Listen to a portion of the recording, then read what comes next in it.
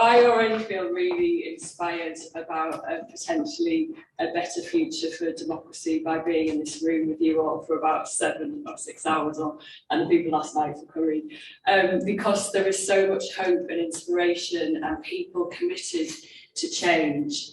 And actually the last time I felt like this was during the pandemic, and I want to share a few reflections of some of what happened, because it was the biggest crisis that we've been through in our lifetime, most of us, and yet there was hope, but there was also concern and fear and pain. And when the pandemic first began, I remember going for a walk with my dog, and I walked through a local park. You do my 1 hour a day exercise, remember those times, and but I met a young woman who I used to know through a homeless drop-in, and I walked up to her and I said, "How are you doing? Like, what's going on?" And she said, "Well, the thing is, Jessie, they keep telling us to stay at home, but I don't have a home. I've got nowhere to go." And it's that stark reminder that the pandemic was going to hit different people differently, but also that it was going to expose the deep inequalities and the deep-rooted issues that our nation faces. And often at times, the government response was we were all in this together, and COVID was the great leveller. But the reality on the ground was very, very different. And we saw huge, big issues that came to the fore. And sometimes the response by government could be questionable. We saw a very top-down and command and control decision-making made in a lot of places, both locally and nationally. Some councils got it right and did amazing things, but others reverted to type and took control and maybe squashing the community spirit and efforts that were happening, and also didn't take into consideration the real lived experiences of communities.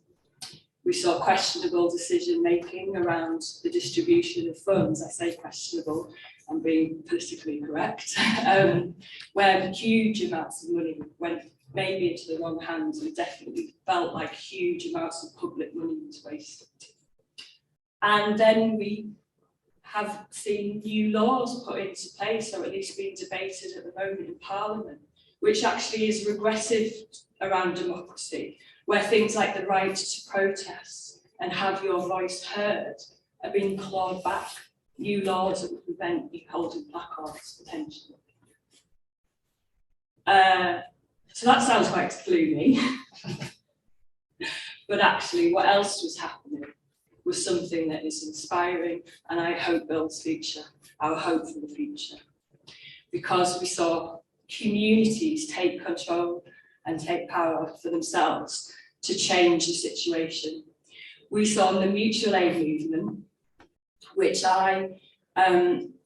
was just so inspiring. I remember a young woman local to me who uses a wheelchair most days, and she realised that they were doing like food parcels, but people with disabilities didn't want handouts, they wanted independence to be able to shop, but they were struggling to get slots in deliveries. So she set up a supermarket from her bedroom,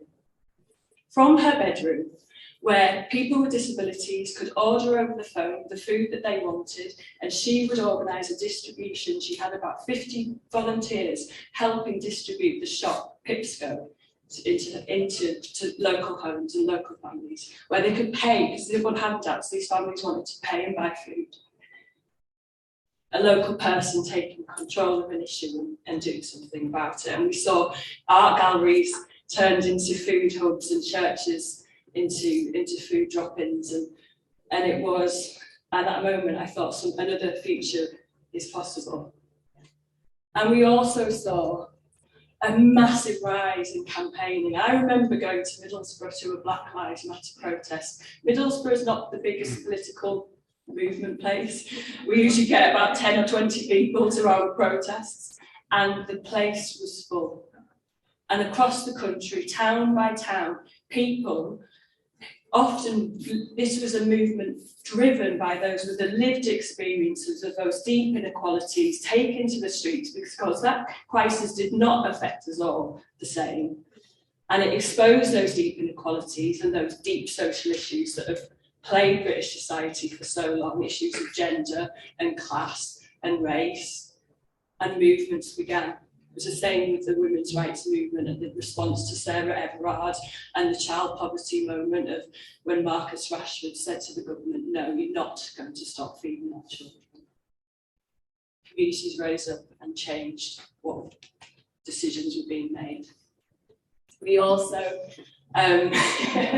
we did see institutional change. We moved meetings online, which opened up democracy for people who've never been able to access some of those political spaces. It also exposed some of the issues, and you all laughed because that's Jackie Weaver, and suddenly the world began to know what standing orders meant. But it also meant that people with childcare responsibilities or disabilities who couldn't always engage with those meetings were able to. And a significant moment was in the homeless sector, where more accommodation was found and the red tape was removed. And overnight, people who needed somewhere to sleep for the night were given a home. And hopefully that person who I met, that young woman, was also one of those people. I hope that she still has a home today. And finally, we all remember clapping on our doorsteps for our key workers. But something more powerful than that was happening, in that we were celebrating those who are the backbone of our society, our care workers, retail workers, delivery drivers. And behind the scenes, they were organising for a better deal. Trade union membership saw its biggest increase that we've had in a number of years, because people got organised. And now we stand with a decision. We've got two paths that are before us. We've got authoritarian, decisions made by a small few with less and less power to people. Or we've got a social movement, like what happened during the crisis, where every town and every community raised their voice or did something to look after their neighbour. And if we can have hope for that, and if we can continue to breathe life to that, and if we can continue to change our institutions to give life to that, then I believe a better democracy is possible.